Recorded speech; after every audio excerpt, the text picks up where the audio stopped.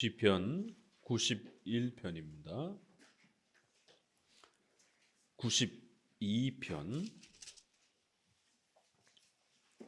8절입니다. 시편 92편 8절, 93편 2절 제가 봉독합니다. 여호와여, 주는 영원토록 지존하시나이다. 주의 보좌는 예로부터 견고히 섰으며 주는 영원부터 계셨나이다. 아멘.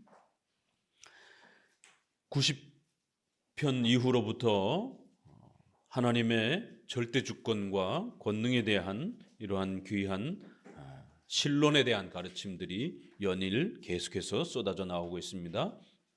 각 또 시편마다 신론에 있어서 하나님의 존재, 또 하나님은 어떤 마음, 성품을 갖고 계시는가, 더 나아가서 또 하나님은 어떤 일을 하시는가, 이러한 작정과 또 섭리의 이러한 구체적인 부분들을 나누어서 시편 90편 이후로부터 계속적으로 또 신론을 소개합니다.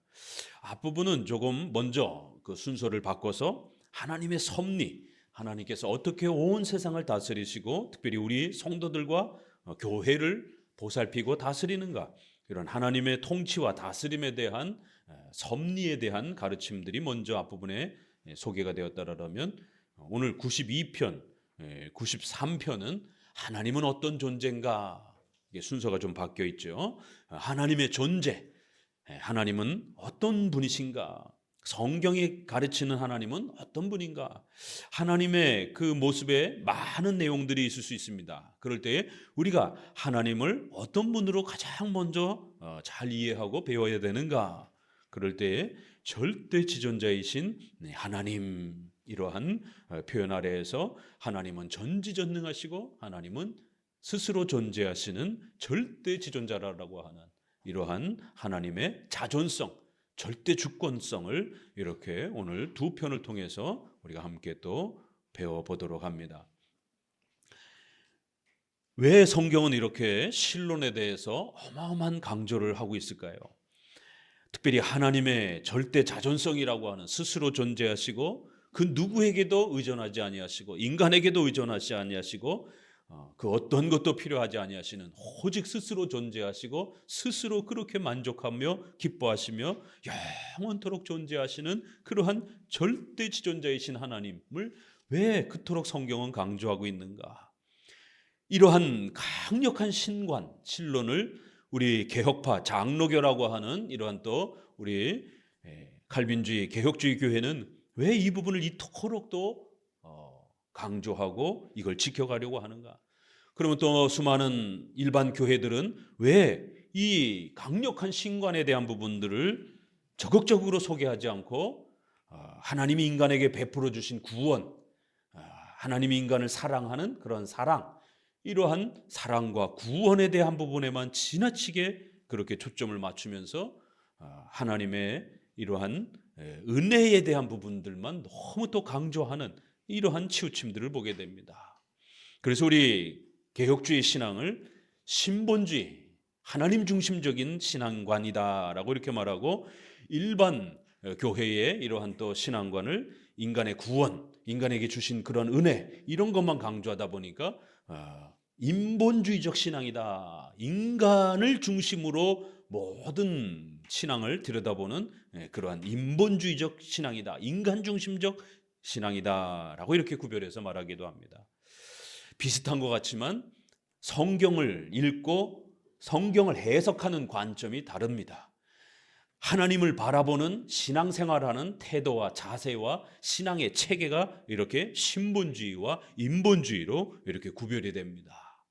그래서 우리가 루터파 신앙을 우리가 통상 인본주의적 신앙의 체계다라고 이렇게 말을 하고, 우리 개혁파 장로교의 신앙의 체계를 신본주의적인 신앙의 체계다라고 이렇게 우리가 구별을 짓습니다. 결국 오늘날의 대부분의 많은 교회들은 루터의 이신칭의를 강조하면서 인간이 어떻게 구원을 받아야 되는가, 여기에 초점을 맞추고, 그러다 보니까 성경 전체를 인간의 구원에 대한 관점으로, 은혜 언약 중심으로, 구속사 중심으로 인간이 어떻게 구원받아야 되는가, 인간이 어떻게 행복하게 살 수 있는가? 이런 쪽에 초점을 맞추면서 설교를 하는 거예요. 그러니까 나중에는 더 망가져서 잘 먹고 잘 살아야 된다. 행복하게 살아야 된다. 여러분 힘들지 않습니까? 여러분 행복하셔야 됩니다.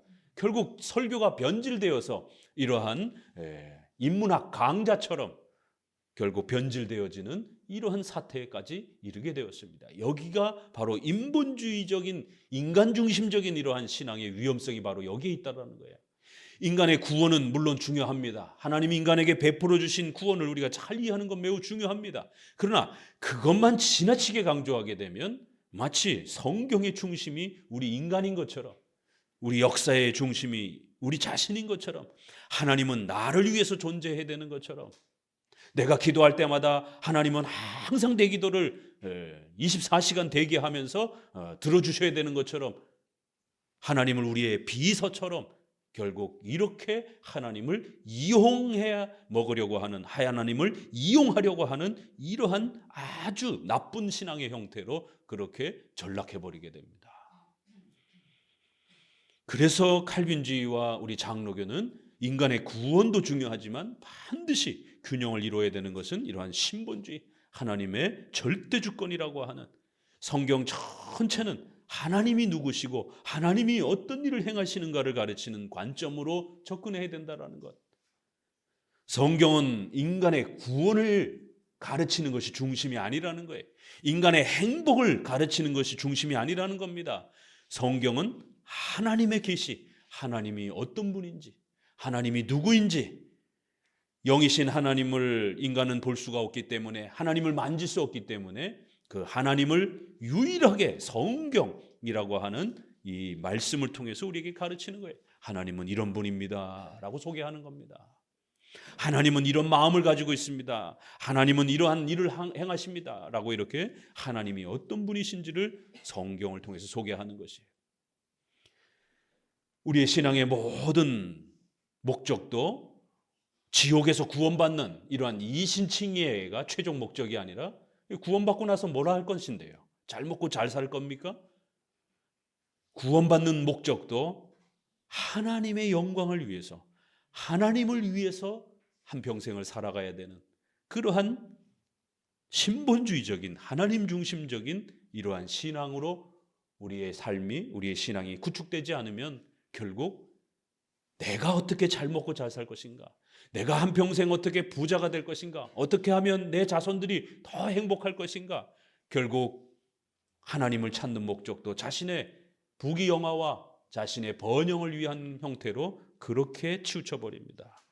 하나님이 우리를 구원하시는 목적은 단지 잘 먹고 잘 살도록 하기 위한 목적이 아니라 하나님을 위해서 한평생을 살아가도록, 하나님 앞에 버림받았던 인생들이 이제는 하나님을 위해서 먹든지 마시든지 무엇을 하든지 하나님의 목적에 맞게, 하나님의 계획에 맞게 하나님을 위해서 그렇게 한평생 살아가도록, 어떤 사람들은 목회자로, 어떤 사람들은 성도로, 또 어떤 사람들은 또 국가의 위정자로 각각에 맡겨주신 만큼 그렇게 한평생 살아가도록, 그렇게 우리의 삶 전체를 오직 하나님께 영광을 드리기 위한 목적으로 그렇게 우리 인생을 다시 수정하는 것이, 우리의 이 표가 바로 마지막에 하나님께 영광을, 신본주의, 하나님 중심적인, 우리 인생에 있어서 신앙의 목적을 보게 되면 참 목회자가 된다라고 하는 것은 예수님 믿고 난 다음에 어떻게 보면 가장 불행한 그러한 선택일 수도 있습니다. 우리의 행복과 우리의 그러한 잘 먹고 잘 사는 것에만 맞춰버리게 되면 누가 목회자가 되겠습니까? 이 힘든 길을. 오늘날은 잘 먹고 잘 사는 그러한 부귀영화를 누리는 그러한 도구로 목회자가 직분이 전락이 돼서, 변질이 돼서 그렇게 자식에게 그 부귀영화를 물려주는 그러한 수단이 되기도 하고, 목사가 되면 부귀영화를 누리는 것처럼 이렇게 전락돼 있지만, 정말 제대로 목사가 되려고 하는 분들에게 있어서는 목사만큼 불행한 직업은 없습니다. 한평생 자식들을 잘 키워내지도 못하고, 대부분 개척교회와 자립교회, 미자립교회 목사들이 아이들을 학원도 못 보냅니다. 유학은 꿈도 못 꿉니다. 그건 대형교회나 이야기죠. 그러나 우리 성도들은 어찌됐든 자신이 열심히 일해서 성공하면 자식들을 학원도 보내고 유학도 보내고 또 나름대로 먹고 사는 그러한 계획들이 있잖아요. 그러나 목회자는 한평생을 같이 살아가는 데 있어서도 그 열악한 재정 형편 때문에 학원도 한 번 못 보내고 정말 부모로서 자식에게 해야 될 그러한 기초적인 그러한 부분들도 보살핌도 해주지 못하면서 그렇게 살아가는 것이, 목사님 은퇴하고 나면 폐지를 주셔야 되는 이런 심각한 사태가 한국 교회의 70% 이상입니다. 80% 이상입니다. 우리가 아는 그 대형 교회는 몇 개밖에 안 돼요. 대부분 교회들은 목사님 은퇴하고 나서 생활이 보장이 되어지지 않아서 폐지를 주셔야 되는 이런 절박한 상황에 한평생을 사역하는 것도 힘든데 은퇴하고 나서 더 힘들어지는 이런 인생을 누가 살아가려고 하겠습니까? 이런 인생을 누가 선택하겠습니까? 그렇기 때문에 우리의 인생 전체가 하나님의 목적 아래에서, 하나님의 신적인 작정과 계획 아래에서, 어떤 사람은 목회자로 부름받은 대로 힘들고 어렵지만 하나님께서 주신 그러한 재능과 은사를 가지고 성도들을 가르치고 양육하는 그런 은사로 한평생을 살도록 그렇게 선택하는 것이, 또 어떤 사람은 각자의 또 목적에 따라 그렇게 선택하는 것입니다. 저도 사실은 어린 시절을 너무 힘들게 살아서 고등학교 졸업하자마자 알바를 하면서 대학 생활을 하면서도 빨리 재정 자립을 하려고 그렇게 몸부림을 쳤습니다. 학부를 일반 대학을 들어갔기 때문에 빨리 대학 졸업해서 세상의 직업을 가지고 자립을 하려고 그렇게 준비를 하다가 대학 3년쯤에 진로를 고민하는 과정 속에서 4학년 들어가면서 진로가 확 바뀌어버린 것이, 많은 고민을 했죠. 과연 이 길을 선택한다라면 뻔한데 과연 이 길을 선택해야 될 것인가? 여러분이라면 여러분의 자녀가 목회자의 길을 걸어간다라고 혹시라도 부모에게 허락을 구한다라면 어떻게 하실 겁니까? 참 쉬운 일이 아니에요. 여러분의 딸이 목회자에게 시집간다라면 어떻게 할 겁니까? 요즘엔 장로님, 집사님의 딸들도 전사님들에게 잘 안 줍니다. 그래서 지금 총회마다, 저희 총회도 40 넘은 전사님들이 결혼을 못해서 우리 교회법에는 결혼을 하지 아니하면 목사 안수를 못 받습니다. 그래서 이 총회법을 바꿔야 되는가? 아주 지금 심각합니다. 40이 넘은 분들이, 전사님, 강도사님들이 결혼을 못해서 이렇게 우리 인생의 목적이 잘 먹고 잘 살고 그저 내 가족들과 내 자손들이 행복하게 사는 것에만 맞춰주는 그런 식의 기독교라면, 기독교는 가장 세상에서 낮은 수준의 그런 모습으로 세상 사람들로부터 손가락질 받을 수 있는 것입니다. 그러나 성경은 이렇게 시편 92편, 93편에 보는 것처럼 우리 인간의 행복과 우리 인간의 잘 먹고 잘 삶이 문제가 아니라 하나님의 전능하심, 하나님의 절대주권, 하나님은 누구이신가, 하나님은 어떤 존재인가, 그 하나님을 깨닫도록 계속해서 가르쳐 주는 겁니다. 그리고는 그 하나님께서, 온 세상의 주인이신 그 하나님께서 우리를 이 땅에 태어나게 하셨다라는 것, 창조해 주셨다라는 것, 그리고 한평생을 어떻게 살아야 될지 하나님이 계획하신 바대로 그렇게 우리 인생을 이끌어 가신다라는 것. 그래서 우리가 하나님을 주님 이렇게 부른다라는 거예요. 주인이라고 부른다라는 거예요. 내 인생에 내가 주인이 아니라, 예수님을 믿기 전에는 내가 내 인생의 주인인 것처럼 생각 들었지만 이제 예수님을 믿고 나니까 하나님께서, 절대지존하신 하나님께서 온 우주 만물을 만들었고 그 우주 만물이 파괴되거나 깨지지 아니하고 여전히 존재하도록, 또 자손들이 계속해서 인류가 번성해 가도록 하신 데에도 목적이 있다라는 거예요. 그리고는 여러분이 이 땅에 태어나게 된 것도 목적이 있다라는 거예요. 우연히 태어난 게 아니라는 거예요. 어떤 이는 목회자로, 어떤 이는 위정자로, 어떤 이는 경제활동을 하는 사람, 어떤 사람들은 예술가로. 저는 경찰이라든가 소방관들 보면 참 존경스러워요. 우리나라에서는 그 대우가 참 열악하지만 그래도 외국에는 가장 존경받는. 왜요? 그거 하라고 돈 주고 시켜도 쉽지 않습니다. 여러분 같으면 월 1,000만 원씩 준다고 해도 그 불구덩이에 들어가 가지고 언제 죽을지도 모르는 그 상황에서 그렇게 여러분 한평생을 살아갈 수 있겠습니까? 또 그러한 부인으로서 살아갈 수 있겠습니까?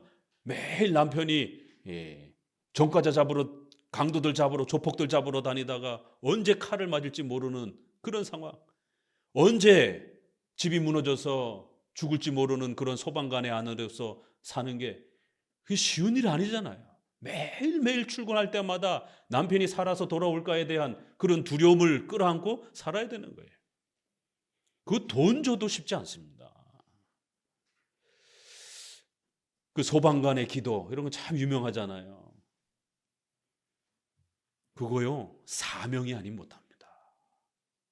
참 어떤 사람들은 불의에 막 이렇게 못 참는 분들이 있어요. 그냥 머리로 생각하는 것보다 몸이 먼저 뛰어드는 거예요. 그래서 지하철에서 사람을 살리고 본인이 죽는 이런 역사도 우리가 사건들도 많이 보잖아요.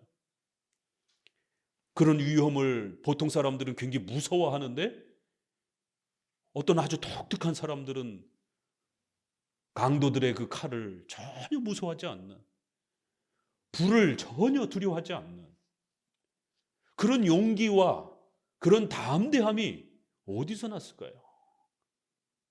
심장이 요만한 사람들은, 간이 콩알 만한 사람들은 그 돈 줘도 못합니다. 불안해서, 두려워서. 하나님이 주신 용기예요. 만약 소방관이나 경찰관이 우리 시대에 없었더라면 아무도 안 해요. 그거 돈 아무리 준다고 해도 안 해요. 어떤 일이 벌어지겠어요? 생각만 해보세요. 사회 자체가 유지가 안 됩니다. 그래서 어떤 사람은 지혜를 주시고 어떤 사람은 예술적 재능을 주시고, 예술적 재능이 없었다라면, 노래하거나 그림 그리거나 이런 재주가 있는 사람들이 이 세상에 없었다라면 이 세상 재미없어서 어떻게 살아요? 맨날 밥만 먹고 살 수는 없잖아요. 인간인데.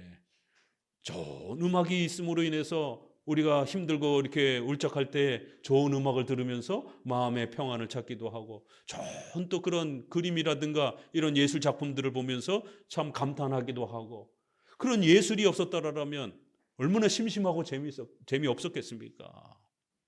그런 일반 은총에 또 이러한 예술적 재능을 가진 사람들이 참 많아서 그렇게 또 인류를 밥만 먹고 사는 게 아니라 더 풍성하게 하는 것이에요. 그래서 어떤 공부하는 목사님 집안에서는 공부하는 자녀가 나와야 되는데 이게 공부하는 자녀가 안 나오고 전혀 다른 소질의 자녀가 나오기도 하고, 예수라는 그런 부모님 밑에서 예수라는 자녀들이 많이 나오기도 하긴 하지만 또 전혀 다른 또 이러한 은사를 가진 그러한 또 재능을 나타내기도 하고, 부모도 함부로 못하는 거예요. 그게 부모들이 억지로 의사 변호사 다 시키고 싶어 하지만 싫은 거 억지로 할 수가 없는 겁니다. 이렇게 하나님께서 계획하신 대로 각자에게 은사를 주시고 각각의 재능을 주셔서 우리 사회 전체가 골고루 그렇게 서로 도움을 주고받으면서 인류가 번성해 가도록, 또 교회가 존재하면서 그렇게 살아가도록 하나님의 창조의 이 거대한 계획이 그렇게 진행되는 겁니다. 그런데 여전히 그 하나님의 주권과 계획을 불만하고 또 불평하면서 자기의 행복과 자신의 그러한 성공만을 생각하면서 그렇게 살아간다라면 한평생을, 하나님 주신 소중한 인생을 허비하는 인생이 될 것이에요. 그래서 오늘 92편, 93편은 또다시 우리에게 우리 인생은 우리 게 아니다라는 것, 하나님이 절대지존하신 하나님이 온 우주 만물을 다스리시고 우리 인류의 역사 전체를 지배하시고 여러분의 개인의 인생 한 사람 한 사람도 또 통치하시고 다스려 간다라는 것, 그 하나님의 주권과 계획과 다스림 안에서 우리가 살아갈 때에 가장 행복하다라는 것, 그래서 하나님이 절대지존자이심을 배우고 깨닫는 것, 이것이 그 어떤 것보다도 중요하다라고 거듭거듭 다시 한번 깨우치고 있습니다.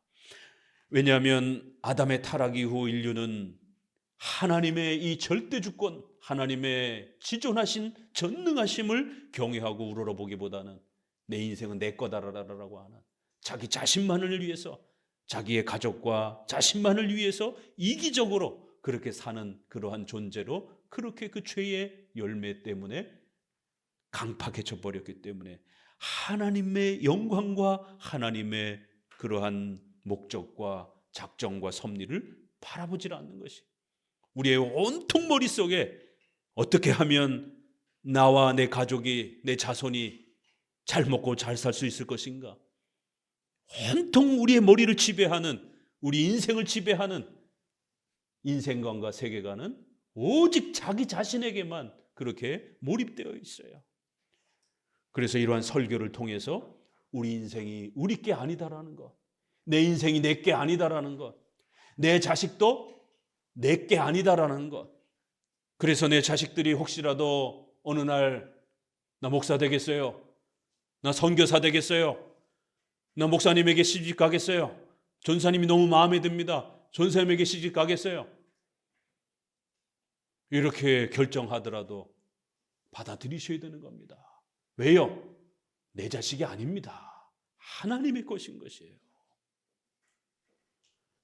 하나님 앞에 하나님이 정하신 바대로 살아가고자 그렇게 결정하도록 우리 머릿속에, 우리 뼛속에 아주 깊이 박혀있는 내 인생은 내 거다라고 하는 인본주의적인 이러한 생각과 세계관을 끄집어내고 하나님이 우리의 주인이다라는 것, 하나님이 절대지존자라는 것, 그 하나님이 우리를 창조하셨고 이 땅에 우리가 태어나도록 그렇게 계획하셨고 우리가 이 땅에 살아가는 동안은 하나님이 원하시는 대로 살아가야 된다는 것, 하나님께서 만들어주시고 인도하시는 대로 살아가야 된다는 것, 바로 신본주의적인 하나님, 절대주권적인 하나님은 지존자여 스스로 존재하시는, 우리 인생 전부를 지배하시는 주인이시다라고 하는 이 성경의 가르침을 우리 마음에 새롭게 집어넣어 주는 것입니다. 그러면 인생을 보는 게 다 달라집니다. 우리 인생에 찾아오는 어려움과 고난을 바라보는 자세가 다 달라집니다. 그 전까지는 우리 성도들의 삶이 개인에게 주어진, 또 가족 안에 주어진 그러한 여러 가지 아킬레스건과 같이 상처와 아픔을 지닌 그런 많은 고통들이 사람들에게 드러내기 싫고 창피한 그러한 아픔이요 상처로 그렇게 남들보다 못한 원망스럽고 불평스러운 내 인생은 왜 이렇게 나쁜 집안에 태어나서, 나쁜 부모 밑에 태어나서, 좋지 못한 부모 밑에 태어나서, 가난한 부모 밑에 태어나서 왜 내 인생은 이렇게 엉망이고 나는 왜 이런 정말 흙수저 같은 이런 삶을 살아야 되는가, 세상을 원망하고 사회를 그렇게 원망하면서 결국 범죄를 저지르기도 하고 사회에다가 화풀이를 내기도 하고 이러한 악한 그러한 행동들을 하게 되는 것이, 그리고는 사회에 원망을 쏟아내지 못하면 자기 자신과 가족들에게 원망을 쏟아내면서 가족과 자살을 하기도 하고 또 스스로 자살을 하기도 하고 자신의 인생을 완전히 포기하고 그저 술이라든가 그런 중독에 빠져서 그냥 인생을 포기하는 이런 안타까운 모습들을 보게 됩니다. 그럴 때에 이 시편에 절대 지존하신 하나님, 주는 영원토록 지존하신 하나님, 주의 보좌는 예로부터 영원히 견고히 섰고 주는 영원부터 계셨습니다. 그 절대 지존하신 하나님이 우리 인간을 만드셨고 이 땅에 태어나게 하셨고 이 땅에 살아가도록 하셨다라는 것, 이 가르침을 들어야만이 내 인생이 불안한 게 내 인생이 억울한 게 아니구나, 내 인생이 남들보다 모자른 게 아니구나, 내 인생이 남들에 비해서 그렇게 고통스러운 게 아니구나, 이 사람이 태어난 것이 그렇게 소경으로 태어난 것이 이 사람의 죄입니까? 부모의 죄입니까? 요한복음에 제자들이 묻습니다. 1세기 당시에도 우리 한국의 문화처럼 자식이 잘못 태어나면 여자가 뭘 잘못해서 그렇게 여자가 죄인 취급받는 이러한 유교 문화. 1세기에 유대인들도 똑같이 남을 정죄하는 그런 식의 문화가 우리뿐만 아니라 서구 유럽에도 똑같이 자리 잡았습니다. 이 사람이 이렇게 장애인으로 태어난 것이 이 사람의 죄 때문입니까? 부모의 죄 때문입니까? 얼마나 그 장애인과 또 그 부모를 정말 가슴을 후벼 파는 그런 정죄적인 그런 질문입니까? 세상의 관점은 그런 거예요. 서구나 우리나라나 다 그런 관점입니다.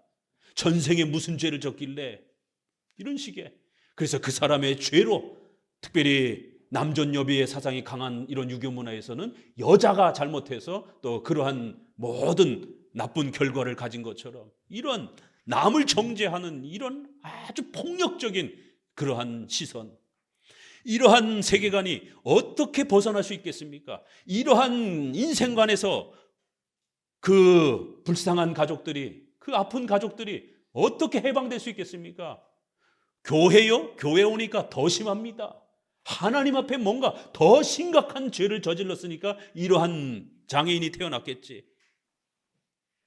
교통사고를 당해서 반신불수가 됐습니다. 뭔가 하나님 앞에 죄를 졌으니까 이런 인생의 고통을 겪게 됐겠지라고 하면서 정죄하는 거예요. 교회는 신적인 정죄를 합니다. 거기다가 죄까지 더 붙어가지고, 종교적인 죄까지 덧붙여가지고. 왜요? 신본주의를 가르치지 않기 때문에. 하나님의 절대주권과 섭리와 작정, 예정, 이런 하나님이 주인이시다라고 하는, 하나님이 온 우주 만물을 다스리고 지배하시는 창조주여 절대지존자라고 하는 이 신본주의적인 이 신앙관을 가르치지 않기 때문에 전부 다 네가 뭘 잘못했으니까 신에게 벌을 받은 거야. 네가 뭘 잘못했으니까 알 수 없지만 너의 잘못 때문에 이런 일이 벌어진 것이야 라고 정죄합니다. 그거 못 벗어납니다. 평생토록 그 사회적인 따돌림과 손가락질 속에서 결국 고통과 괴로움 속에서 살아갑니다. 그러한 사람들이 바로 이 칼빈주의적, 개혁주의적인 우리 장로교회의 이 섭리와 주권적인 이 설교를 들을 때에 자유와 기쁨을 누리게 되는 거예요. 진리가 너희를 자유케 하리라 라고 하는 말씀처럼 내 잘못 때문에, 내 부인의 잘못 때문에, 또 무슨 조상들의 잘못 때문에 내 자손이, 내 삶이 이렇게 엉망진창이 된 것이라고 그렇게 손가락질 받았던 그러한 정죄의식이 한순간에 해방이 되는 거예요.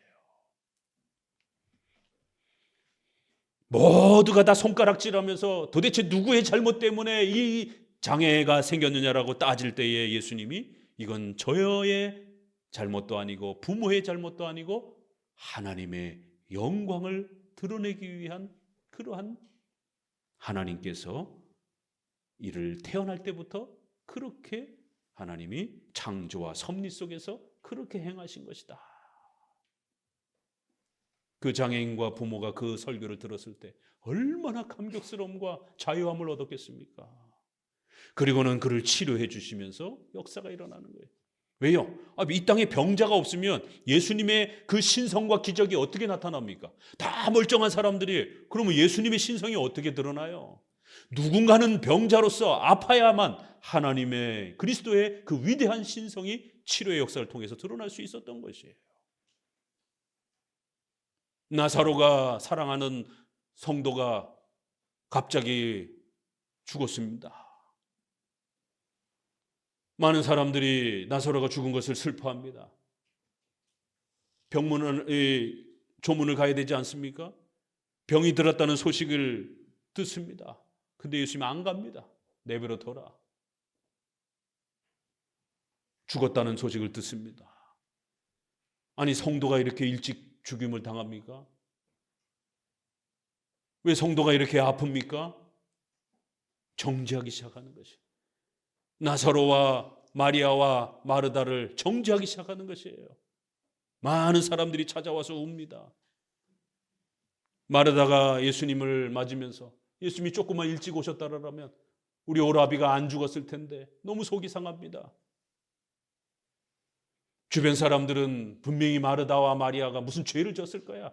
무슨 나사로가 분명히 어떤 잘못을 했을 것이야. 정죄하기 시작하는 거예요. 마르다와 마리아도 그런 죄책감에 시달려서 예수님께 그렇게 고백합니다. 그러자 예수님이 거기에서도 또 똑같이 이 죽음은 바로 하나님의 영광을 드러내기 위한 죽음이다. 왜요? 예수님이 죽은 자를 살리시는 기적을 행하는 기회를 주기 위한 그런 죽음이라는 거예요.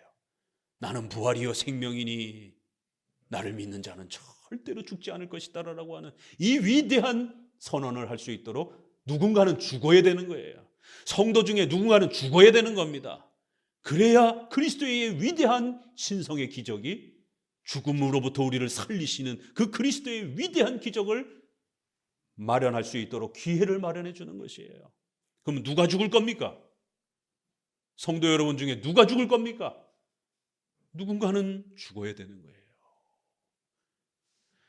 나사로의 잘못 때문도 아니요, 마르다와 마리아의 잘못 때문도 아니라는 거예요.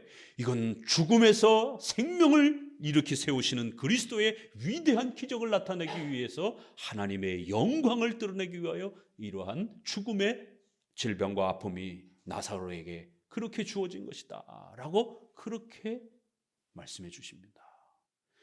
우리 인생은 다 같이 건강하고 다 같이 잘 먹고 편안하게 살기를 원하죠. 누가 죽음의 관뚜껑에 들어갔다가 어떤 사람이 살지 안 살지 그냥 그대로 죽을지 모르잖아요. 그런데 만약 누군가 죽어야 된다라면 저요! 라고 하고 제일 먼저 손들 자신 있으세요? 하나님께서 나사로를 선택하셔서 그를 죽음으로 초대하신 것이 수많은 성도들 중에 나사로야 너가 죽어야 되겠다. 그래서 수많은 사람들에게 죽음으로부터 부활하는 이 위대한 역사를 그리스도께서 나타내시도록 너가 도구로 쓰여져야 되겠다. 그러나 그 죽음을 경험하고 죽음의 시간들 속에 있는 것 자체는 무서운 겁니다. 누구나 다. 이렇게 어떤 사람은 각자의 목적에 따라 하나님께서 이렇게 모든 창조와 주권과 계획 속에서 우리 성도들의 삶을 전부 다 하나님이 계획하시고 또 그렇게 준비하시고 그렇게 통치하시면서 하나님이 역사해 가시는 것이에요. 저도 개인적으로 이 하나님의 절대 주권과 이 섭리와 작정을 깨닫지 못했을 때는 우리 30년 가까이 제 곁에서 목회 또 이렇게 동역자로서 함께 신앙생활을 했던 우리 오래된 성도들은 아실 것이에요. 어느 집안이나 다 비슷비슷합니다. 사는 것들이. 그러면 가족들 간에 또 친척들 간에 서로 또 이렇게 옥신각신하면서 또 여러 가지 이유 때문에 불편을 겪으면서 그런 많은 아픔들이 있잖아요. 저희 가족도 못지않게 이렇게 사형제가 되지만 참 이렇게 원활치 못한 이러한 저희 집안이 장손이다 보니까 또 저희가 할머니를 모시고 또 이렇게 사는 과정 속에서 많은 아픔들이 있었습니다. 작은 댁들도 다 교인이고 그런데도 불구하고 우리 드라마에서 보는 것처럼 참 이렇게 부모를 모시고 효도하고 섬기고 보살피고 이렇게 부양하는 이런 책임을 감당하지 않는 참 이런 그 모습들 오롯이 그냥 어느 한 자녀가 다 감당하면서 거기에서 자녀들끼리 또 불화가 일어나기도 하고 저는 그런 저희 가정의 아픔이 저희 지난 어린 세월이 너무 힘들어서 교인들한테도 잘 얘기 안 했어요. 신앙생활 할 때도 잘 얘기를 안 했습니다. 아킬레스건 너무 힘든 삶을 어려서 살았기 때문에. 그러나 장로교 신앙을 깨닫고 나서는 저의 어린 시절의 그러한 아픔과 삶들이 전혀 부끄러운 것이 아니다라는 것을 처음 깨달았습니다. 그래서 제 친구들, 제 주변의 또 교인들, 지인들한테도 혹시라도 가정과 관련된 어떤 이야기를 혹시라도 꺼내야 된다라면 예전에는 숨기고 절대로 안 드러냈습니다. 나의 약점이라 생각했기 때문에. 그러나 이 하나님의 절대 주권과 작정과 섭리를 깨닫고 나서 하나님이 나에게 그런 인생을 만들어 주셨고 그렇게 창조해 주셨고 그렇게 인생을 계획하셔서 하나님께서 이끌어 가시는 삶이라는 이 감격스러움을 깨닫고 나서부터는 절대로 부끄러워하지 아니하고 누구에게라도 내 아픔 그 과거의 삶을 이야기합니다. 하나님은 그러한 아픔들을 내 인생 가운데 그렇게 준비해 주셨고 그러한 디딤돌 하나하나가 쌓여서 저희 신씨 집안에 유일하게 목사가 되는, 만약 그런 아픔들이 없었다라면 저도 목사가 안 됐을 것이에요.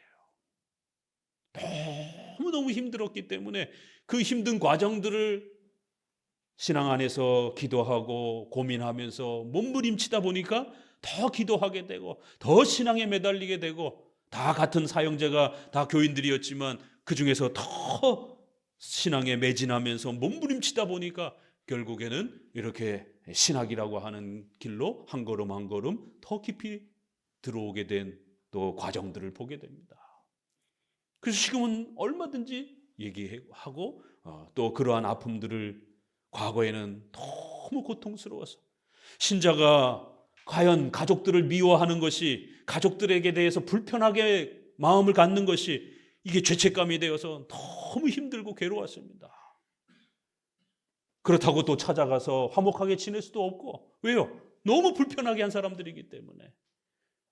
손주한테다가 할머니를 맡겨놓고는 정작 아들들은 돌아보지도 않고 찾아오지도 않고 어디 병원 한번 가려고 해도 병원비 한번 보태주지도 않는 정말 그 이기적인 크리스천들, 불신자들도 아니고 다들 교회 권사 집사들인데, 손주가, 조카가 전도사요 강도사인데 그렇게 자기 어머니를 모시고 있는데도 불구하고 돈 한 푼 내놓지 않는, 병원비 한 번 내놓지 않는, 1년에 한 번 와보지도 않는 참 이기적인 이런 모습 속에서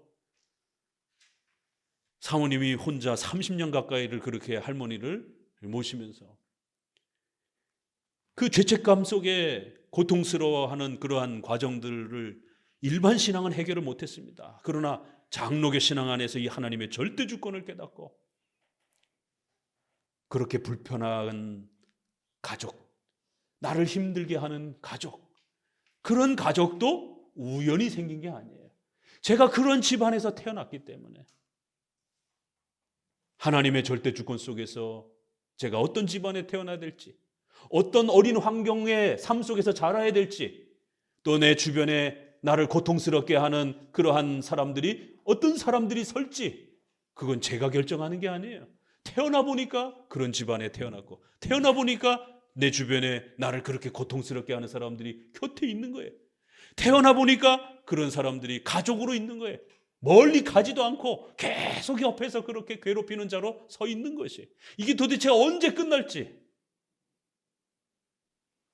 하나님의 절대 주권과 섭리를 깨닫고 나니까 하나님이 저의 인생 모두를, 플랜을 그렇게 하나님이 만들어 놓으신 것이, 그런 집안에, 신씨 집안에 태어났고 장손으로 태어났고 남자가 귀한 독자 집안에 그렇게 태어났고, 독자로 태어나다 보니까 그 아들 하나 낳기 위해서 어마어마한 한국 문화에서의 그러한 가족 간의 그런 싸움과 갈등들이 더 강한 그런 집안이 형성되었고, 그런 집안에서 또 이렇게 예수님을 믿으려고 하니까 더 많은 힘든 또 그런 고통들이 있었고, 이런 모든 부분들을 장로교 신앙, 하나님이 절대 주권자이시다라는 것, 내 인생의 주인이시고 창조자라는 것, 그래서 저를 이렇게 만드셨고 이런 과정 속에서 통치해가고 있다라는 이 놀라운 신본주의적인 이 창조주 되신 하나님을 깨닫고 나서 그 원망과 원한과 아픔과 미움과 세상을 향한 원망들이 눈 녹듯이 전부 다 녹아져 버렸습니다. 그리고 나서는 제일 먼저 가장 힘들게 했던 작은 댁에 찾아가서, 그들이 먼저 저에게 찾아오지도 않았어요. 제가 일반 신앙할 때는 절대로 못 찾아갔습니다. 뭐라고 기도했느냐면, 하나님 절대로 저분들은 천국에 오지 못하게 해달라고. 그렇게까지 기도했어요. 너무너무 싫어서, 너무너무 힘들게 해서. 어린 나이에 너무 속이 상해서 저분들 천국에 오지 못하게 해달라고. 이 땅에서도 보기 싫은데 천국에서도 봐야 된다라면 너무 싫다라고. 그런데 이 장로교 신앙을 깨닫고 나서 사과 한 박스 사들고 그렇게 찾아갔어요. 어찌됐든 어른이니까, 작은 아버님이니까, 윗분이니까 인사드리고, 혹시라도 조카 때문에 불편함이 있다라면 마음 푸시고 명절날이라도 좀 오세요. 어머니가 기다리니까. 또 머리를 숙이고 또 찾아가서 머리를 숙이고. 그게 쉬운 일입니까? 근데 장로교 신앙을 절대 주권자이신 하나님을 깨닫고 나니까 내 곁에 저렇게 아픈 가시처럼 서 있는 이 사람도 하나님이 세워주신 것이에요. 하나님이 계획한 때에, 하나님이 정하신 때에 저 사람이 온화해질 겁니다. 저 사람을 하나님이 치워주실 것입니다. 하나님이 계획하신 동안에는 계속해서 옆에 둘 겁니다. 이게 주권신앙이에요. 이게 신본주의 신앙입니다.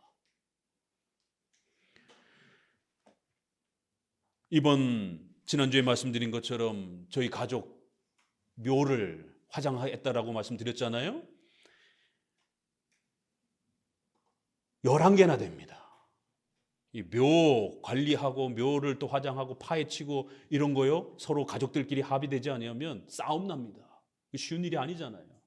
그 중에 또 제사드리라든가 이런 무덤을 잘 써야 복 받는다라고 하는, 자손이 잘 된다라고 하는 또 이런 게 강한 사람들은 절대로 화장이나 묘 못 건들게 합니다. 묘 건들면은 자기 자손들이 잘못된다라고 하는 이런 무속신앙이 있기 때문에. 왜 저희 집안도 없겠어요? 당연히 또 그런 분들이 있죠. 근데 가장 그게 심했던, 무속신앙이 심했던, 가장 저희를 힘들게 했던 그 작은 아버님이 뭔 마음이 들었는지 제가 화장하자라라고 이렇게 의견을 이야기하니까 하자라라고 흔쾌히 받아들였고, 그리고는 본인이 또 그 선산을 자기 명의로 갖고 싶다라고 그래서 사형제 앞으로 되어 있는데 일부 땅값을 줄 테니까 그러면은 자기가 그 선산을 갖게 해달라고 명의를 만들어 달라라고 해서, 아니 저 입장에서야 어차피 선산 팔아먹지도 못하는 거니까 그렇게 하시라라고 그 돈을 또 주시겠다라는 거예요. 돈도 주시고 모든 그러한 또 이러한 결정도 허락해 주시고, 또 더 나아가서는 사돈의 8촌에 9촌에 10촌에 자손들이 그 묘에 또 후손으로 있어가지고 그 혹시라도 후손이 허락을 안 하면은 안 되는 또 그러한 묘가 있었는데, 그 묘도 저는 연락처도 몰라요. 그분이 다 연락해가지고는 그 후손들, 남아있는 후손들한테 그 묘 건들면 그 후손이 나중에 고발하게 되면 그 문제가 됩니다. 그 먼 친척의 이러한 후손들한테까지 다 연락을 해가지고 화장할 테니까 이게 다 협조해라. 그분이 다 진두지휘를 했어요. 하나님의 섭리가 그렇게 역사가 일어나더라고요. 그래서 11개를 하는데 1,000만 원 이상 들어가는 이 장례 비용 비쌉니다. 근데 돈 한 푼 안 들고 또 사돈의 8촌에 10촌에까지 연락을 해야 되는 이 모든 협조를 얻어내야 되는 이러한 모든 상황을 그분이 다 진두지휘해가지고는 싹 허락을 받아놓고, 본인은 자기의 욕심대로 그 선산을, 옛날 분이다 보니까 선산이라도 자기 산으로 하나 갖고 싶어서 이제 그렇게 마음이 움직여지도록 하나님이 또 그렇게 역사하신 겁니다. 그래서 아들하고 시골에 오고 가면서 그 지난 이야기들을 하면서 이 작은아버지가 얼마나 무서운 작은아버지인지 아냐, 이 작은아버지가 얼마나 호랑이 같은 작은아버지인지 아냐. 근데 이분이 진두지휘를 전부 해가지고 이 모든 묘를 정리하도록. 그래서 이제 너희들이 두고두고 이제 벌초 안 할 수 있는 혜택을 누리게 된 거다라고. 자녀들에게 섭리신앙을, 하나님이 섭리하니까 이런 일이 벌어진다. 제일 미워했던 사람이 우리가 지금 해야 될 제일 힘든 벌초의 이 문제를 싹 해결해 주는 하나님의 때에 이런 역사가 벌어지는 것이에요.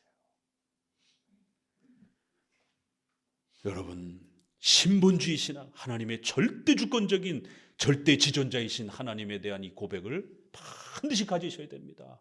반드시 우리 안에 세워놓으셔야 됩니다.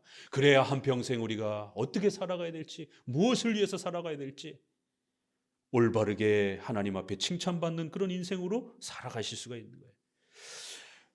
앞부분에서도 우리가 이러한 절대 지존자이신 하나님의 주권에 대해서 많이 이야기했기 때문에 목사님이 조금 생활적인 부분들로 이 절대 주권적 신앙을 가졌을 때 어떤 변화와 어떤 정말 실제적으로 열매들이 나타나는지를 저의 삶을 통해서 또 주변의 삶을 통해서 좀 더 실천적으로 좀 말씀을 드렸습니다.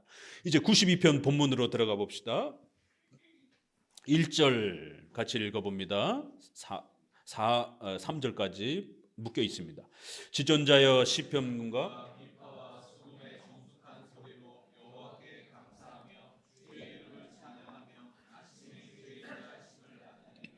밤마다 주의 성실하심을 베품이 좋으니이다.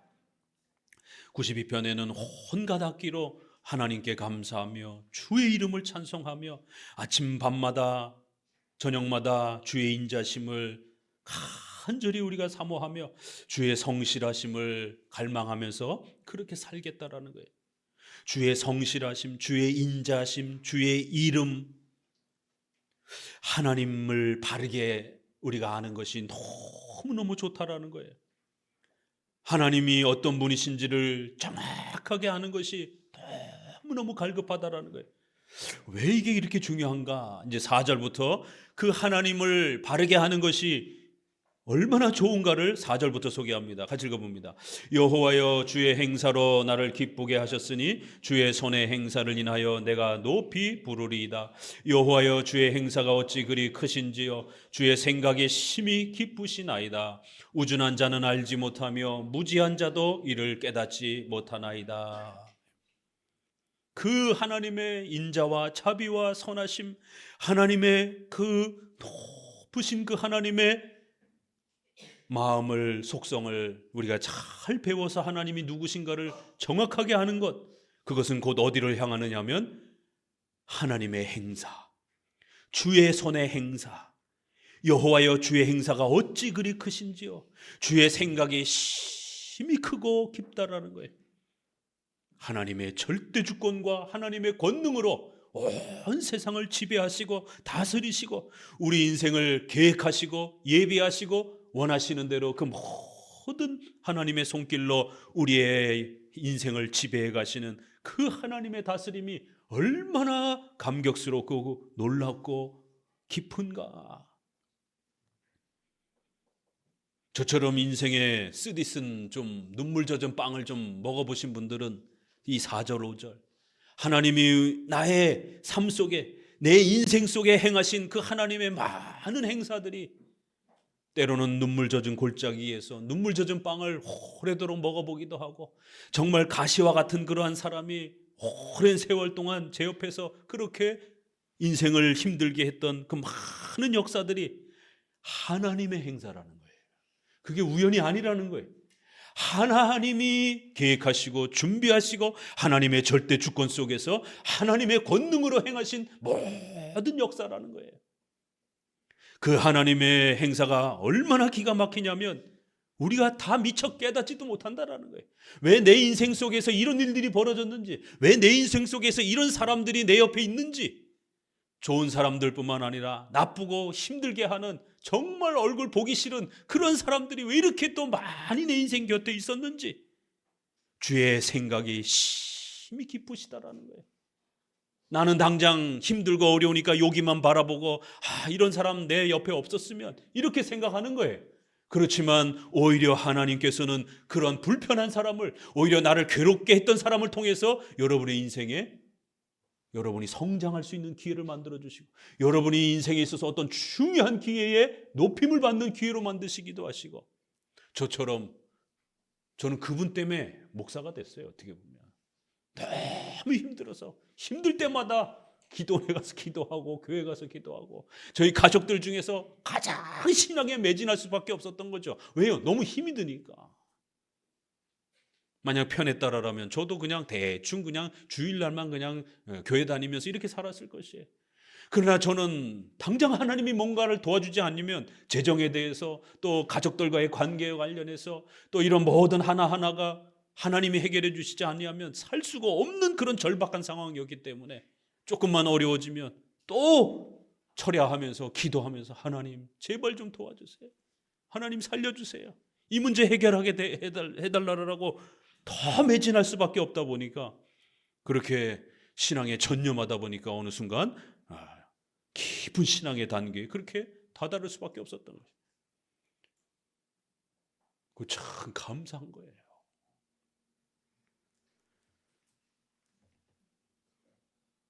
주의 행사와 생각과 주님의 행하심이 얼마나 오묘막직하신지, 얼마나 기쁘신지. 우리는 한 단계, 두 단계밖에 생각을 못하지만 하나님은 10단계, 100단계, 1000단계까지 하나님은 생각하시고 계획하시면서 그 악한 자가, 불편한 자가, 힘든 자가 여러분의 인생에 어떻게 쓰여질지를 전부 다 계획하시면서 우리가 나태해지거나 게을러지지 않도록 하나님 앞에 더 매달리도록 때로는 악한 자를, 힘든 자를 우리 곁에 세우시는 것이. 만약 그런 자가 없으면 나태하고 게을러져 가지고 기도도 잘 안 하고 발등에 불 떨어져야 인간은 기도하게 돼 있습니다. 편안하고 항상 아무 문제도 없고 그러면 성경도 안 보고 예배도 열심히 간절한 마음도 사라지고 기도도 전념하지 않습니다. 왜? 인간이 연약함 때문에 그런 거예요. 그래서 하나님은 필요한 만큼 여러분의 인생 속에 조금 불편해도 가시와 같은 그런 사람들을 두는 것이에요. 또 우리의 인생 속에 때로는 질병을 통해서 저도 2번이나 그렇게 죽을 고비를 넘기는 짧은 인생 속에서 그런 경험들을 합니다. 여러분도 여러분 인생 속에 또 살다가 예기치 못한 질병과 아픔들을 겪으면서 더 하나님 앞에 매달릴 수밖에 없는 그런 과정들을 하나님께서 그렇게 징검다리로 사용하는 겁니다. 절대로 불평분만 원망하지 마시라는 거예요. 이 하나님의 지존하신 절대 주권자가 우리 인생 전체를 플랜을 짠다라고 하는 이 절대 주권적 신앙을 몰랐을 때는 원망스러운 거예요. 그러나 절대 지존자이신 하나님이 온 우주 만물을 어떻게 구성을 해야 될지, 이 우주를 어떻게 구성을 해야 될지, 인류 역사를 어떻게 흘러가게 해야 될지, 여러분 한 사람 한 사람을 어떻게 살아가게 해야 할지 하나님이 전부 플랜을 갖고 계신 것이. 여러분이 플랜을 갖고 있는 게 아닙니다. 하나님이 플랜을 갖고 있는 거예요.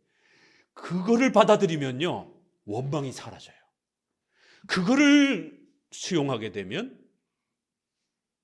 불평이 사라집니다. 하나님이 주시는 거예요. 우리 인생은 하나님이 주시는 겁니다. 하나님이 계획하시는 것이에요. 하나님이 정하신 만큼 살아가는 것이에요.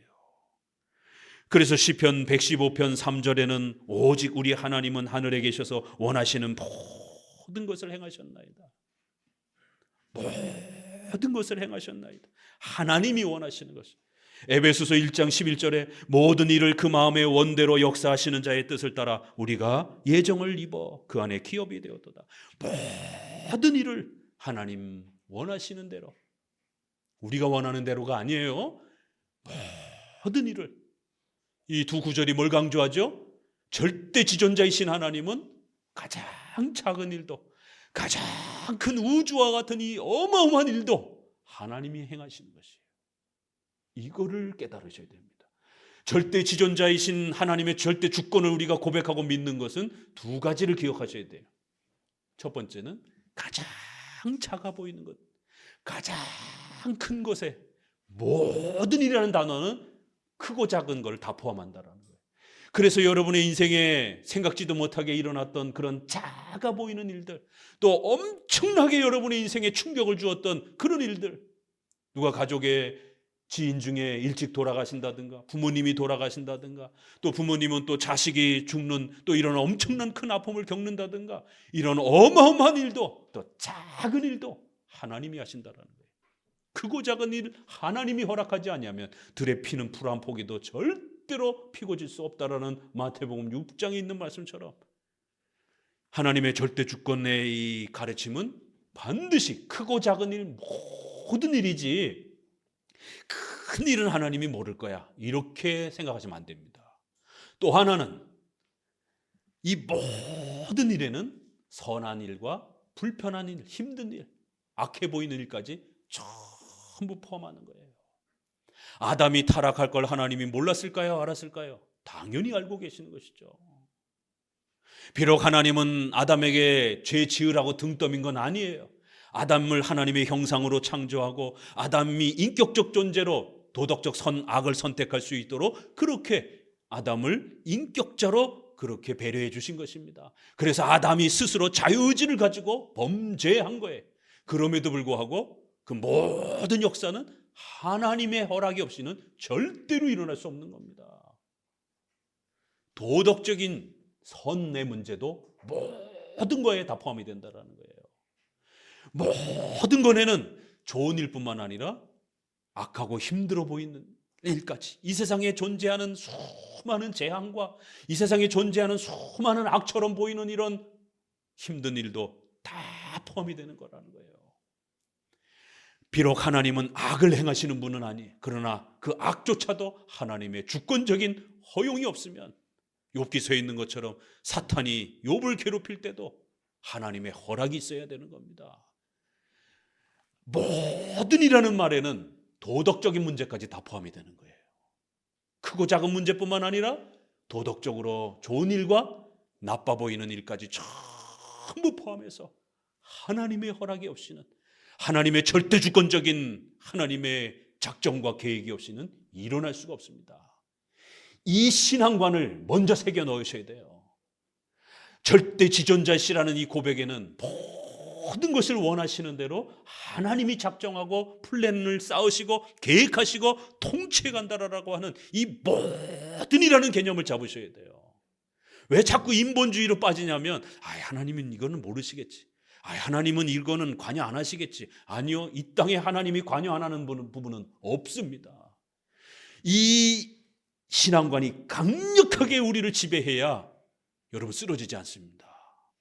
여러분 넘어지지 않습니다. 여러분 원망과 불평에서 자유케 될 수 있습니다. 여러분의 인생 속에서 아킬레스건과 아픔과 상처로부터 자유케 될 수 있습니다. 여러분의 삶 속에 가장 힘들게 했던 그 사건, 그 일, 하나님이 모르실 것 같아요? 아니요, 하나님이 전부 계획해 놓으신 것입니다.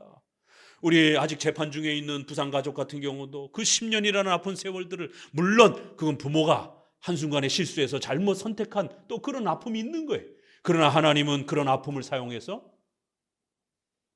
이런 장로교 신앙을 맛볼 수 있는 수많은 목회자 중에 신목사님을 만나게 되는 절묘한 기회가 된 거예요. 그런 아픔이 없었다라면 이런 신앙 접할 수나 있었겠어요? 평생을 살면서.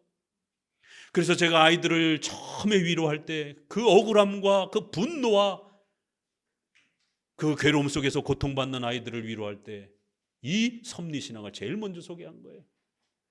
젊은 이제 사춘기에 접어든 남자에게 얼마나 화가 나겠습니까? 우리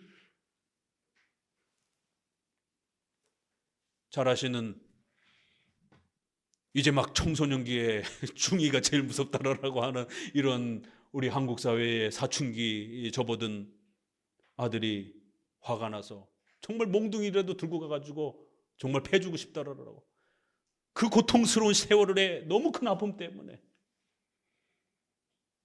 그래서 제가 개인적 복수는 절대로 안 된다. 하나님께서 너의 인생에, 너의 가족들 인생에 그 개인 폭력을 행한 가해자를 생각하면 너무 괴롭고 분하지만 그 악인조차도 사용하시는 하나님이 허락하지 아니하시면 절대로 너희 가족에 하나님께서 허용하지 않았다라면 그런 악한 자가 곁에도 올 수도 없고 손가락 하나도 너희 가족들한테 건들 수 없는 거예요. 그런데 왜 이런 일이 벌어졌는가? 그건 하나님의 절대 주권 속에서 일어난 거예요. 하나님의 계획 속에서 일어난 거예요. 하나님의 작정과 섭리 속에서 일어난 거예요. 하나님이 너의 인생의 주인이시고 너의 인생을 이렇게 계획하셨다라고 하는 이 강력한 섭리신앙을 깨달아야 된다. 그래야 그 분노가 사그러진다. 그 악한 자만 생각하면 지금이라도 당장 개인적 복수를 하고 싶은 거죠. 그 개인의 복수심을 깨트릴 수 있는 것은요, 돈도 아니고 그 젊은 애들한테 돈 줄 테니까 합의 보자 되겠습니까? 안 돼요. 돈이고 뭐고 필요 없습니다. 복수심이 그냥 막 차오르는 거를 어떻게 누를 수 있습니까? 당장 내가 피해받은 것만큼 가서 더 10배, 100배로라도 갚아주고 싶은 것이 인간의 감정인데 하나님의 절대 주권만이 그 복수심을 억누를 수 있습니다. 하나님이 내 인생 속에 이렇게 행하셨구나. 나는 당장 그 악한 자 때문에 힘들고 어렵지만 주의 생각이 심히 기쁘시다라는 것. 하나님이 모든 일을 선하고 악해 보이는 일까지 하나님이 그렇게 주권적으로 작정과 섭리하셨다라는 것. 매주 올 때마다 기도하면서 하나님의 그 주권과 섭리를 아이들에게 계속해서 다독거리면서 이건 우연히 일어난 일이 아니다. 하나님의 계획 속에서 하나님의 작정과 다스림 속에서 너의 가정을 하나님께서 통치하시기 위해서 이렇게 행하신 것이다라고 섭리를 계속해서 반복적으로 아이들에게 말해줬습니다. 그래서 아이들이 어느 순간부터 그 섭리신앙을 조금씩 이해하기 시작하면서 그 분노심들이 조금씩 가라앉는 것들을 보면서 얼마나 감사했는지요. 왜요? 이제 막 20살, 21살 된 남자애가 둥치가 큰 이 힘을 어떻게 사용하겠습니까? 그건 부모도 못 말리는 거고 아무도 주변에서 못 말리는 거예요. 왜 우리 주변에서 술 먹고 사고를 치고 사람을 죽이는 이런 사건들이 벌어지겠습니까? 그 복수심과 그 억울함을 아무도 못 억누르기 때문에 그런 것이죠. 하나님의 절대 주권적인 절대 지존자이신 하나님이 우리 인생을 지배하고 있다라고 하는 이 강력한 두렵고 떨리는 신관만이 그런 복수심을, 원망을, 억울함을 막을 수 있고 억누를 수 있는 것이에요. 그래서 모든 원하시는 것을 행하신다.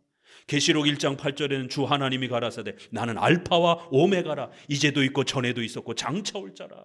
알파와 오메가, 처음부터 마지막까지 모든 것이 하나님의 계획 속에서 그렇게 일어난다라는 거예요. 이렇게 너무 세게 가르치면 인간이 게을러지지 않나요? 이렇게 일반 교회들은 바로 인간의 이 게으름을 걱정을 해서 하나님의 절대 주권을 잘 안 가르칩니다. 신본주의적인 이 하나님의 예정과 작정을 잘 안 가르치려고 그러는 것이. 그러나 인간의 나태함과 게으름이 문제가 아니라 하나님이 무능력해지는 게 더 무서운 겁니다.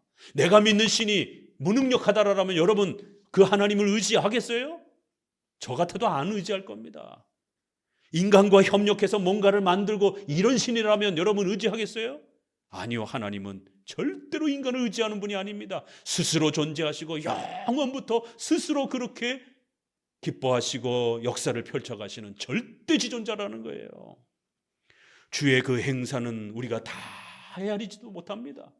그래서 오늘 주의 생각이 얼마나 심히 그렇게 기쁘신가요? 우준한 자고 어리석은 자들은 이거 다 헤아리지도 못한다라는 거예요.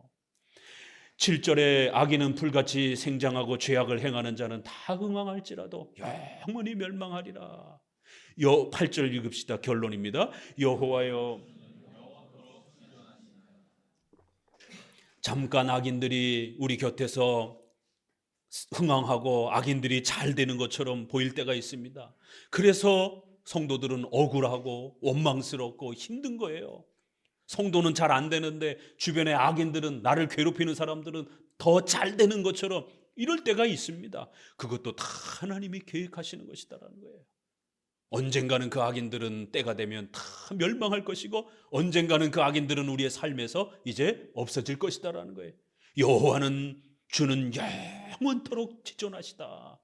왜 시편이 이렇게 여호와는 지존하시다, 여호와는 자존하시는 절대 스스로 존재하시는 주권자다, 여호와는 우리 인생 모든 부분들을 일거수일투족 하나하나 전부 다 하나님이 작정하시고 계획하시고 통치해 가신다라고 왜 이렇게 거듭거듭 말하겠습니까? 악인들이 존재하는 이러한 하나하나의 사건조차도 절대 지존하신 하나님이 그렇게 계획해 가는 것이다라는 거예요. 하나님의 절대 주권이란 이렇게 어마어마한 거라는 겁니다. 여호와여, 주의 원수 곧 주의 원수가 패망하리니 죄악을 행하는 자는 다 흩어질 겁니다. 그러나 주께서는 내 뿔을 들소의 뿔같이 높이셨으며 내게 신선한 기름으로 부으셨나이다. 내 원수의 보응받는 것을 내 눈으로 보며 일어나 나를 치는 행악자에게 보응하심을 내 귀로 들었도다. 의인은 종려나무같이 번성하며 레바논의 백향목같이 발육하리로다. 여호와의 집에 심겼으며 우리 하나님의 궁정에서 흥황하리로다. 늙어도 결실하며 진액이 풍족하고 빛이 청정하여. 악인들이 잠깐 잘 되는 것 같이 보였어도 반드시 이렇게 성도들을 하나님께서 때가 되면 회복시켜 주실 것이고, 때가 되면 하나님이 계획하신 때가 되면 악인들이 보응받는 것도 다 보게 될 것이고, 때가 되면 성도들은 그 아픔들을 다 회복하여 늙어 노년이 될 때까지라도 하나님께서 살피시고 다 지켜주실 것이다라는 거예요. 왜요? 15절을 같이 읽어봅니다. 여호와의 정직하심을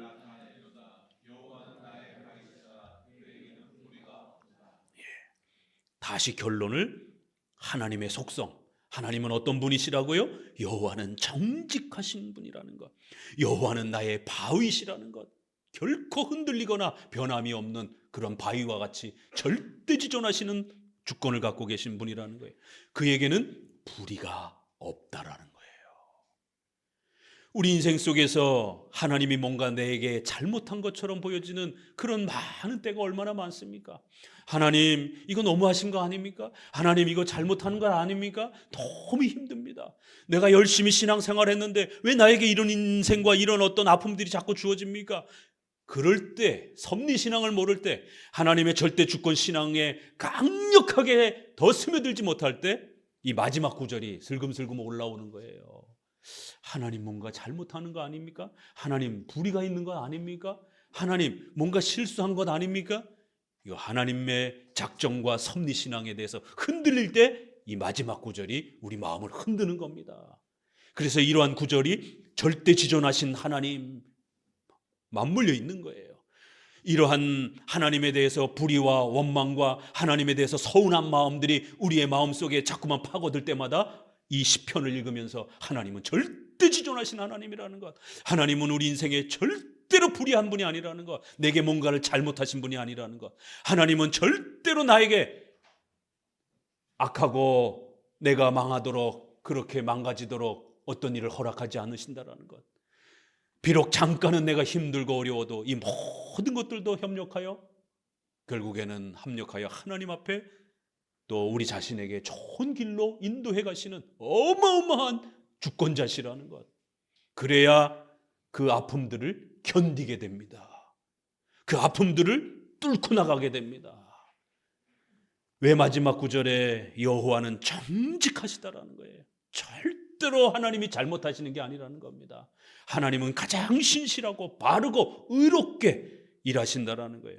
하나님은 흔들림 없는 영원한 변함없는 바위처럼 우리 인생 전부를 지배하시는 주권자시라는 겁니다. 93장은 이제 조금 더 간략하게 이 하나님의 절대 주권을 아주 멋있게 표현합니다. 같이 읽어봅니다. 여호와께서 통치하시니 스스로 권위를 입으셨도다. 여호와께서 능력을 입으시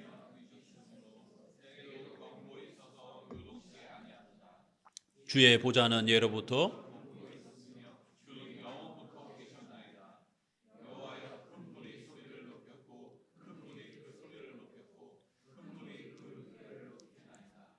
높이 계신 여호와의 능력은 많은 물소리보다 바다의 큰 파도보다 위대하시니이다.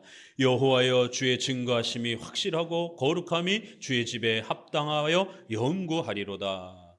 이렇게 짧은 구절이지만 하나님이 얼마나 위대하시고 하나님의 전지전능하심과 하나님의 그 절대 주권이 우리 인생 전 역사를 지배한다라고 아주 이렇게 멋있게 표현하는 거예요. 여호와께서 통치하시니, 하나님은 우리 인간의 도움도 필요 없다라는 겁니다.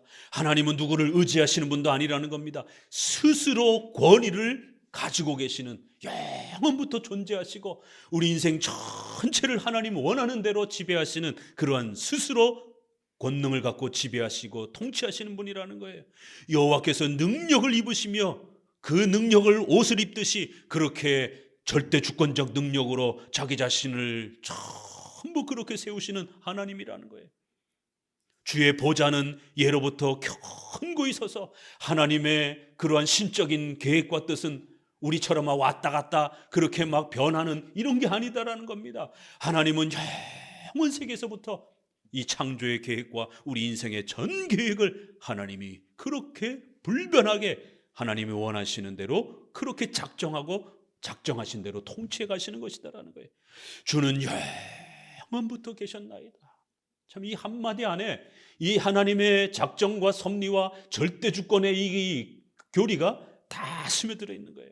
주는 영원부터 계셨나이다. 그렇게 존재하는 분이 무능력한 분일까요? 아니에요. 스스로 존재하시는 분은 절대지존하시고 온 세상의 모든 역사를 홀로 결정하시고 원하시는 대로 모든 일을 지배하실 수 있는 절대전능자라는 사실을 깨달으셔야 됩니다. 여러분이 믿고 고백하는 하나님이 얼마나 무섭고 두려운 분이고 얼마나 전능하신 분인지를 깨달으시라는 거예요. 여러분 뭐 일이 좀 안 됩니까? 여러분의 삶 속에서 무슨 조금 그런 힘든 일이 있습니까? 전지전능하신 하나님을 묵상하시라는 거예요. 이 시편을 다시 읽으세요. 시편 찬송을 할 때마다 하나님은 전지전능하신 하나님이라는 것을 여러분 마음속에 또 새기세요. 사탄은 자꾸만 우리 마음을 불안하게 만듭니다.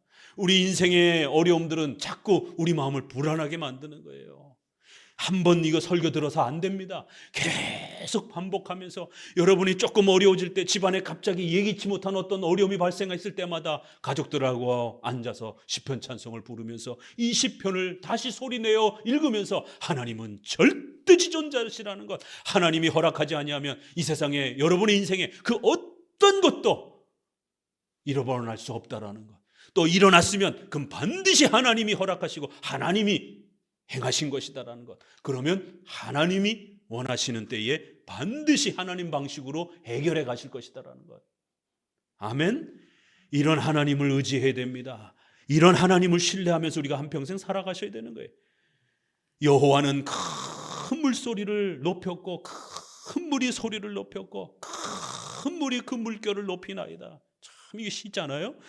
우리 주변에 이러한 산골짜기에 우리가 먹고 살아야 되는 물들도, 비가 내리고 또 바닷가에 이러한 모든 물들도 하나님이 전부 계획하신 대로, 어떨 때는 가뭄 때문에 또 어떨 때는 홍수 때문에 걱정하지만 인류 역사가 단 한 번도 물 때문에 굶어 죽지 않도록 그렇게 인류를 지배하면서 그 물의 흐름도 전부 지배하시는 거예요. 언제 비가 내려야 될지, 언제 곡식이 여물도록 또 이렇게 비가 내리지 말아야 될지, 이런 모든 부분들을 지배하시는 것이.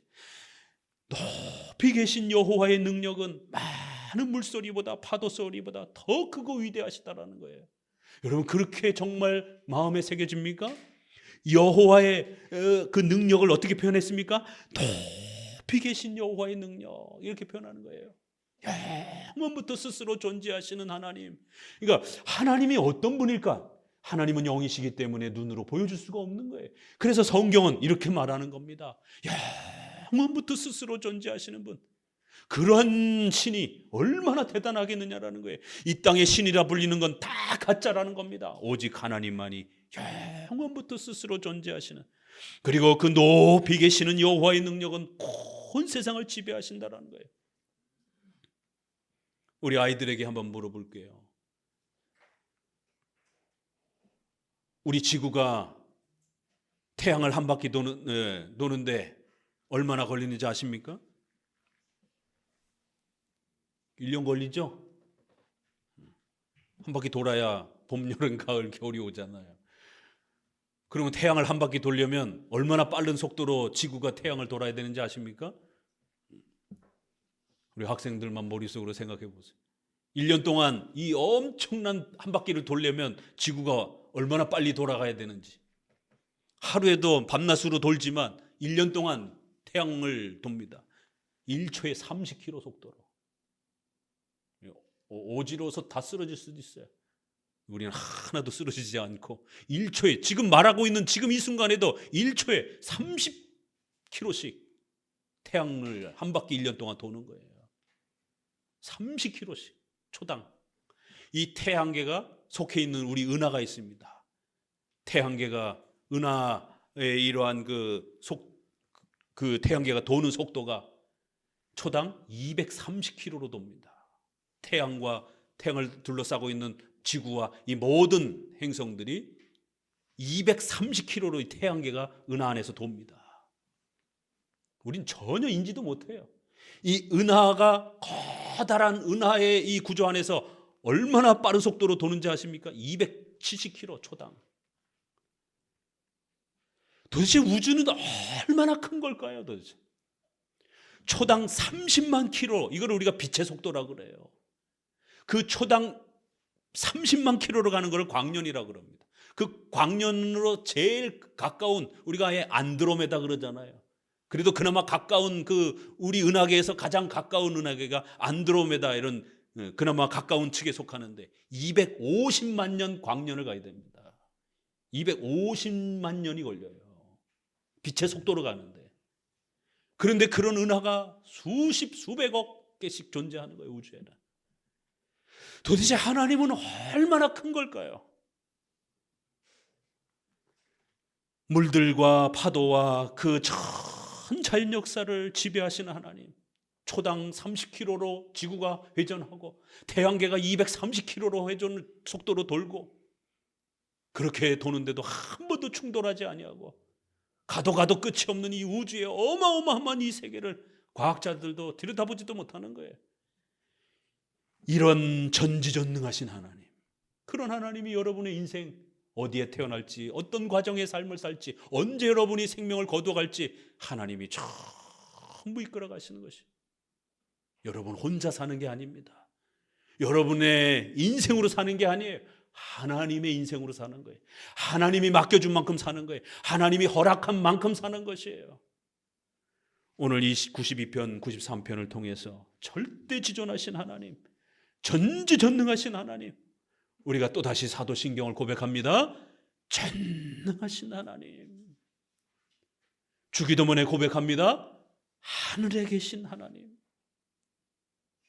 저기 계신 이런 뜻이 아니라 하늘을 비유적으로 전지전능하신 하나님, 이런 표현을 하늘이라 이렇게 표현한 거예요.